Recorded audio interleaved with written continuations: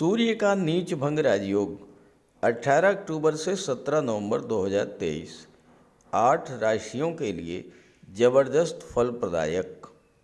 नमस्कार, मैं वीके शास्त्री अपने चैनल के माध्यम से आप सभी दर्शकों का बहुत बहुत स्वागत करता हूं।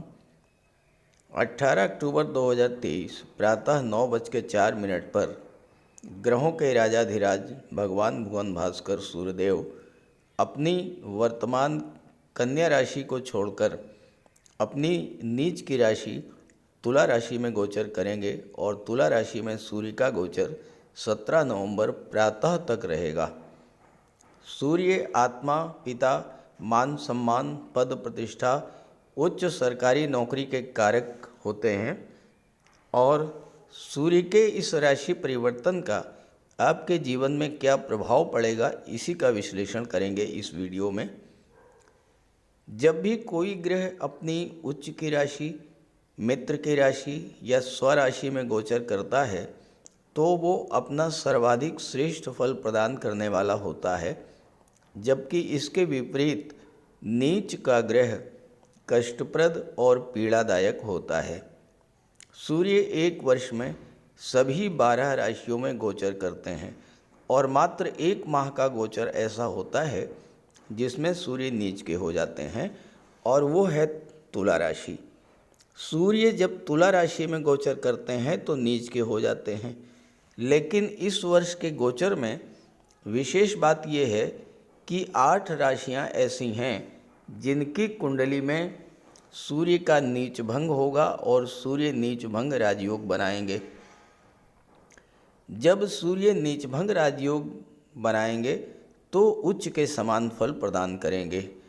उन 8 भाग्यशाली राशियों में से जिनकी कुंडली में नीच भंग राजयोग बन रहा है, मिथुन राशि भी एक भाग्यशाली राशि है। तो बात करते हैं सूर्य के नीच भंग राजयोग का मिथुन राशि के जातकों के जीवन पर क्या प्रभाव पड़ेगा। ये विश्लेषण आपकी चंद्र राशि के आधार पर किया जा रहा है, यानी चंद्रमा आपकी जन्म कुंडली में जिस राशि में गोचर कर रहे हैं वही आपकी चंद्र राशि होगी और आप उसी के आधार पर इस वीडियो को समझिएगा।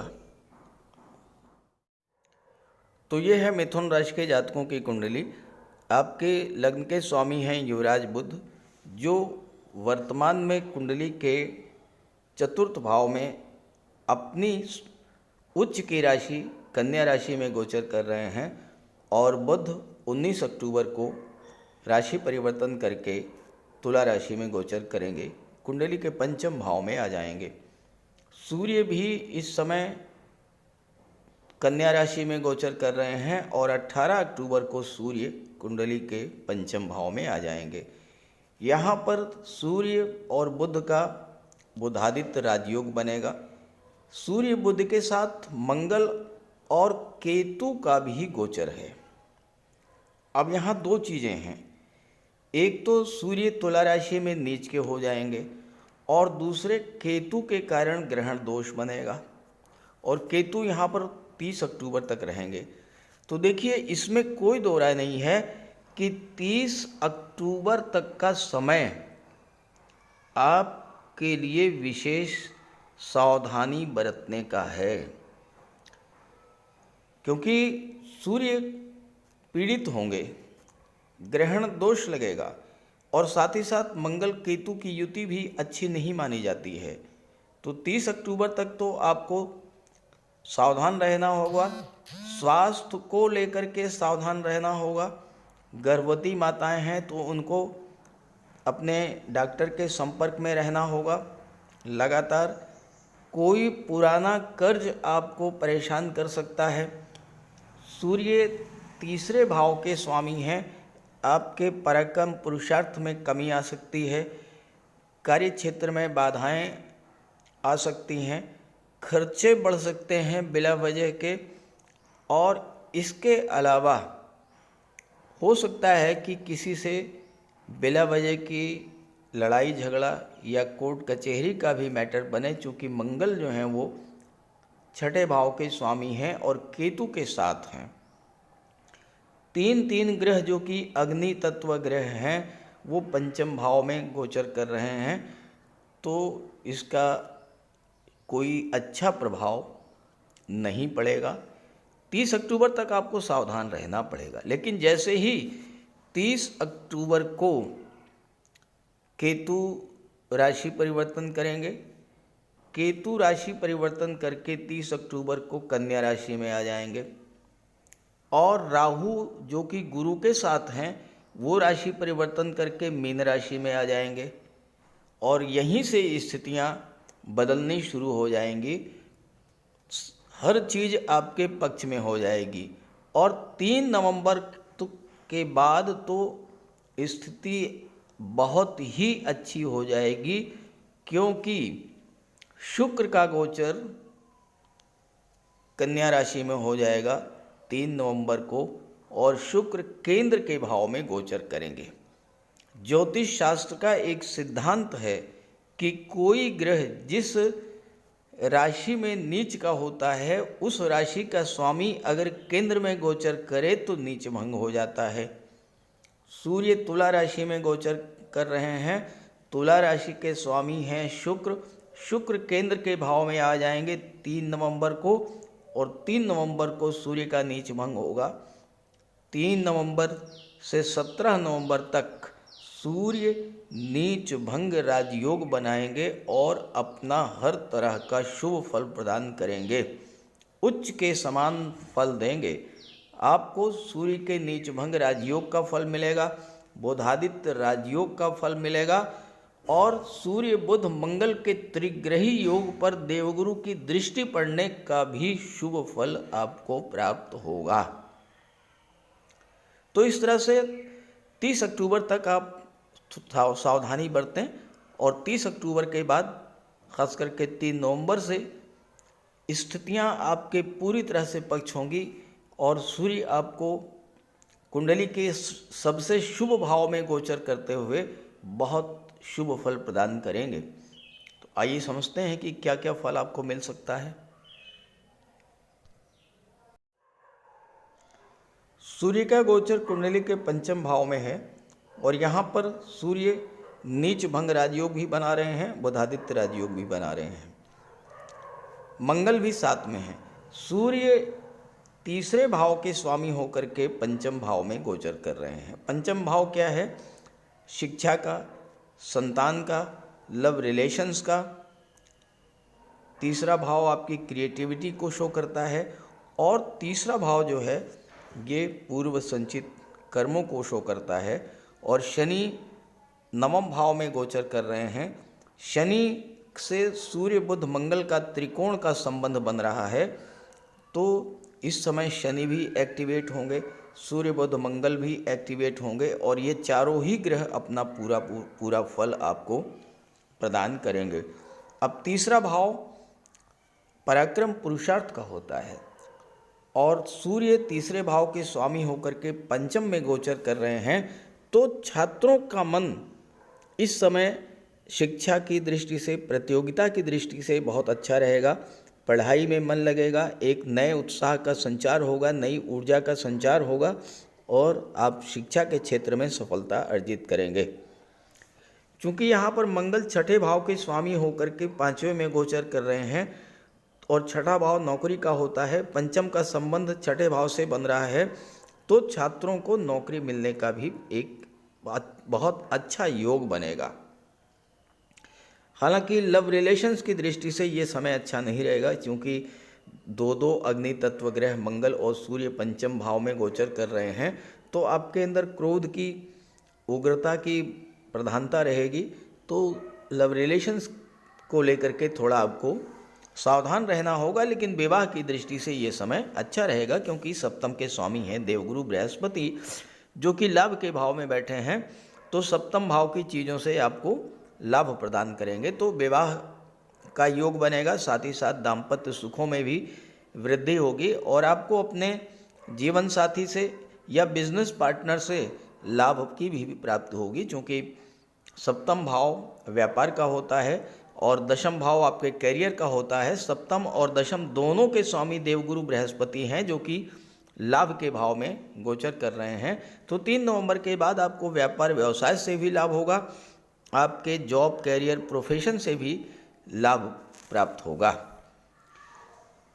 सूर्य, बुध, मंगल और शनि चारों ही ग्रहों की दृष्टि एकादश भाव पर पड़ेगी और यहाँ पर गुरु का गोचर है। कुंडली का कोई एक ऐसा भाव जिस पर दो या दो से अधिक ग्रहों का प्रभाव हो तो उस भाव के संबंधित सभी फल आपको प्राप्त होते हैं। अब यहाँ एकादश भाव ऐसा है जिस पर शनि की दृष्टि, मंगल की दृष्टि, बुध की दृष्टि, सूर्य की दृष्टि और शनि की 5 ग्रह जब कुंडली के एकादश भाव को प्रभावित करेंगे तो एकादश भाव के प्रभाव में बहुत अधिक वृद्धि होगी। एकादश भाव आपकी इनकम को शो करता है, आपके गेन्स को शो करता है, आपके लाभ को शो करता है। धन संबंधी जो समस्याएं आपको बहुत लंबे समय से परेशान कर रही थी उन समस्याओं से आपको राहत मिलेगी। चारों तरफ से धन प्राप्ति का योग बनेगा और चूंकि शुक्र के प्रभाव से सूर्य का नीच भंग हो रहा है, शुक्र कुंडली के 12वें भाव के स्वामी हैं, तो विदेश से भी धन प्राप्ति का योग बनेगा। कार्य क्षेत्र में सूर्य ग्रहण के कारण, सूर्य के ग्रहण दोष के कारण जो गतिरोध आया था, जो अप डाउन्स हुए थे, उनसे आपको राहत मिलनी शुरू हो जाएगी। आपको अपने एफर्ट्स, अपने प्रयासों का फल मिलना शुरू हो जाएगा। लॉटरी से, शेयर से आपको लाभ होगा। सूर्य तीसरे भाव के स्वामी होकर के लाभ के भाव पर दृष्टि डाल रहे हैं, तो तीसरे भाव की चीज़ों से भी आपको लाभ होगा। अब तीसरा भाव क्या है? तीसरा भाव संचार माध्यमों का होता है। तीसरा भाव ऑनलाइन एक्टिविटीज़ का होता है, ऑनलाइन बिजनेस का होता है, टूर एंड ट्रेवल्स का होता है। इन सब क्षेत्रों से आपको लाभ की प्राप्ति होगी। शुक्र 12वें भाव के स्वामी हैं, सूर्य तीसरे भाव के स्वामी हैं। तीसरे भाव का संबंध 12वें भाव से बन रहा है, तो आप ऑनलाइन प्लेटफॉर्म के माध्यम से, संचार माध्यमों के द्वारा विदेशों से भी आपके रिलेशंस बढ़ेंगे और आपको धन का लाभ होगा, व्यापार व्यवसाय में लाभ होगा, विदेश जाकर के आप सेटल हो सकते हैं।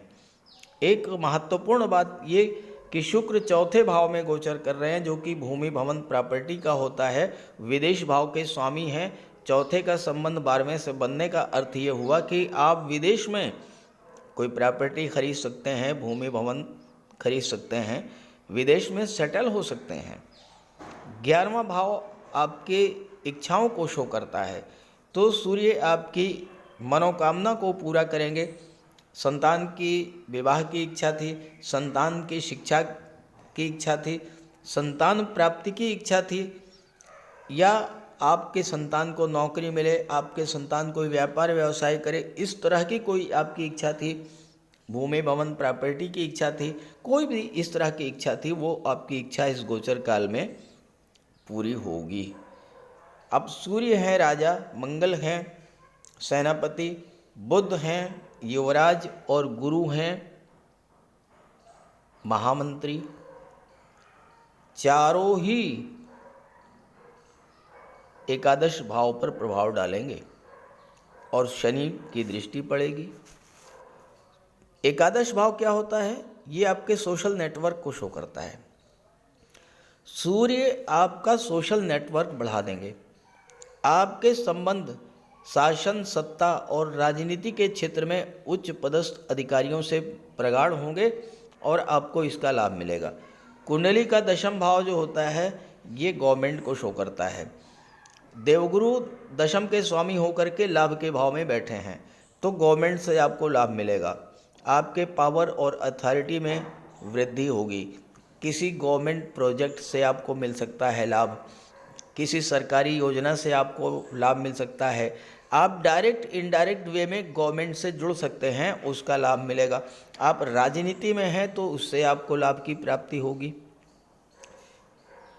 चूँकि सूर्य, बुध, मंगल और गुरु चारों ही ग्रह का प्रभाव है, शनि का भी प्रभाव है, तो शिक्षा के क्षेत्र से, शासन प्रशासन, राजनीति से, शेयर मार्केट से, बैंकिंग के क्षेत्र से, ब्याज बट्टा गिरवी कमीशन के क्षेत्र से, मार्केटिंग के क्षेत्र से, इंश्योरेंस के क्षेत्र से या रियल एस्टेट से जुड़ करके आपको धन का लाभ मिलेगा। और चूंकि शनि भाग्य भाव के स्वामी भी हैं, भाग्य भाव में गोचर भी कर रहे हैं और भाग्य का संबंध लाभ के भाव से बन रहा है, तो इस समय आपको भाग्य पूरी तरह से सपोर्ट करेगा और आपको इसका लाभ मिलेगा। आपके राशि के स्वामी हैं बुध और बुध चतुर्थ भाव के स्वामी हैं, साथ ही साथ आपके लग्न के स्वामी हैं, तो आपको चौथे भाव की चीज़ों का लाभ प्राप्त करा देंगे। भूमि, भवन, प्रॉपर्टी, वाहन, इसका लाभ मिलने का योग बनेगा। यहाँ पर शुक्र बैठे हैं, शुक्र प्रेम के ग्रह हैं, चौथे भाव की चीज़ों से आपका लगाव बढ़ेगा, आपका प्रेम बढ़ेगा। शुक्र 12वें भाव में के स्वामी हैं, 12वें भाव की चीज़ों से आपका प्रेम बढ़ेगा, आपका लगाव बढ़ेगा। विदेश जाने की इच्छा थी, आपको विदेश जाने का योग बनेगा। 12वां भाव धर्म, अध्यात्म और मोक्ष का होता है। धर्म अध्यात्म से आप जुड़ेंगे, ईश्वर में आपकी आस्था बढ़ेगी और इसका आपको लाभ मिलेगा। शुक्र के प्रभाव से आप अपने घर में सुख सुविधा के साधनों की वृद्धि करेंगे। 12वां भाव खर्चों का होता है। शुक्र खर्च के भाव के स्वामी होकर चौथे भाव में बैठे हैं, तो आपका खर्च बढ़ेगा। खर्च किस चीज़ पर बढ़ेगा? खर्च घर को सजाने में, अपने आप को सजाने में। आप महिला हैं तो आप ऑर्नामेंट, ज्वेलरी, आभूषण या डिज़ाइनर ड्रेसेज, परफ्यूम्स, कॉस्मेटिक्स, श्रृंगार प्रसाधन, इन सब चीज़ों पर आपका धन खर्च होगा। शुक्र के प्रभाव से आपके घर में सुख, शांति, सौहार्द, प्रेम का वातावरण बनेगा और किसी तरह की कटुता, तनाव की स्थिति थी और परिवार के लोगों के बीच में, वो स्थिति भी इस समय समाप्त होगी। जो लोग किसी भी तरह के व्यापार व्यवसाय से जुड़े हैं उनके लिए भी ये समय बहुत अच्छा रहेगा, क्योंकि देवगुरु बृहस्पति व्यापार के भाव के स्वामी होकर के लाभ के भाव में गोचर कर रहे हैं और इस समय आपकी कुंडली में एकादश भाव ही सबसे ज़्यादा महत्वपूर्ण भाव है, क्योंकि लाभ के भाव को 5 ग्रह प्रभावित कर रहे हैं, तो हर तरह का लाभ आपको मिलेगा। माता पिता दोनों का आशीर्वाद मिलेगा, गुरु और बॉस सीनियर्स का भी आपको सपोर्ट मिलेगा, क्योंकि भाग्य भाव में शनि का गोचर है और शनि भाग्य के स्वामी होकर के भाग्य में गोचर कर रहे हैं। अपनी मूल त्रिकोण राशि में शनि का गोचर है, तो यहाँ पर शनि भाग्य भाव में अच्छा रिजल्ट देंगे। अब भाग्य का आपको पूरा सपोर्ट मिले, भाग्य को बल मिले, इसके लिए आप थोड़ा बहुत धर्म कर्म से जुड़िए, कोई धार्मिक या मांगलिक आयोजन घर पर कीजिए, पूजा पाठ का आयोजन कीजिए और ख़ास करके 30 अक्टूबर तक, जैसा मैंने शुरू में बताया, आप सूर्य देव की उपासना अवश्य कीजिएगा, आपको लाभ मिलेगा। कुछ नहीं करना है, आप प्रातःकाल सूर्योदय से पहले 1 घंटे के भीतर सूर्यदेव को अर्घ दीजिए। एक तांबे के लोटे में जल, अक्षत, लाल पुष्प, रोली, चंदन डाल करके सूर्य को अर्घ दीजिए। उसके बाद बैठ करके गायत्री मंत्र का पाठ कीजिए, आदित्य हृदय स्तोत्र का पाठ कीजिए, अपने पिता का सम्मान कीजिए, अपने सीनियर्स और बॉस से संबंध अच्छे रखिए। यही सब आप करते रहिए, भाग्य का सपोर्ट मिलेगा। वैसे शुक्र की दृष्टि पड़ रही है 10वें भाव पर, तो कार्य क्षेत्र में स्थितियां आपके अनुकूल रहेंगी, कार्य करने का माहौल भी आपको अच्छा मिलेगा। फिर भी 30 अक्टूबर तक उपाय करना बहुत ज़रूरी होगा। अब ये सारी चीज़ें आपको मिलेंगी, लेकिन मिथुन राशि के करोड़ों जातक हैं, तो क्या सबको एक जैसा लाभ होगा? ऐसा नहीं है। यही प्रश्न आपका बार बार आता है कमेंट्स में कि ग्रहों का गोचर अच्छा है, राजयोग बन रहा है, लेकिन लाभ नहीं मिल रहा है। तो इसके लिए आप ये देखिए कि आपकी जन्म कुंडली क्या कह रही है। जब तक आपकी जन्म कुंडली गोचर कुंडली से मैच नहीं करेगी, तब तक आपको लाभ नहीं मिलेगा। अब जन्म कुंडली में देखिए कि किसकी महादशा, किसकी अंतर्दशा चल रही है। अब मान लीजिए सूर्य की महादशा चल रही है, सूर्य में राहु की या केतु की अंतर्दशा चल रही हो, तो कैसे लाभ मिलेगा? मंगल की महादशा चल रही हो, मंगल में केतु या राहु की अंतर्दशा चल रही हो तो कोई लाभ नहीं मिलेगा। तो ये चीज़ें आपको देखनी है। आप अपनी जन्म कुंडली को नेट से डाउनलोड करके देखिए कि किसकी महादशा चल रही है। अब गुरु की महादशा चल रही है, सूर्य की अंतर्दशा है, बहुत अच्छा रिजल्ट आ जाएगा। गुरु की महादशा में मंगल का अंतर है, बहुत अच्छा रिजल्ट आ जाएगा।